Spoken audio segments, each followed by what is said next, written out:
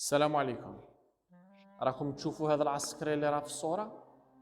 هذا يسموه عمار بركي ويسكن في ولاية المدية. بالمناسبة في عمره 25 سنة وكان خدام في ولاية عين الدفلة. وبالمناسبة أيضا كان فرد من أفراد الجيش الشعبي الوطني وحامي من حماة الوطن.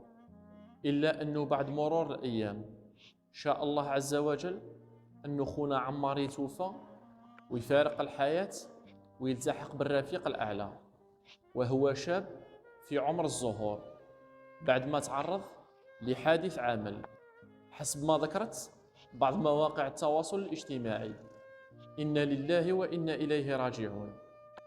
عندي رسالة نوجهها لعائلة المرحوم، نقول لكم عظم الله أجركم وأحسن عزاءكم وغفر لميتكم وجعله من أهل جنة الفردوس، وربي صبركم إن شاء الله على فراقه.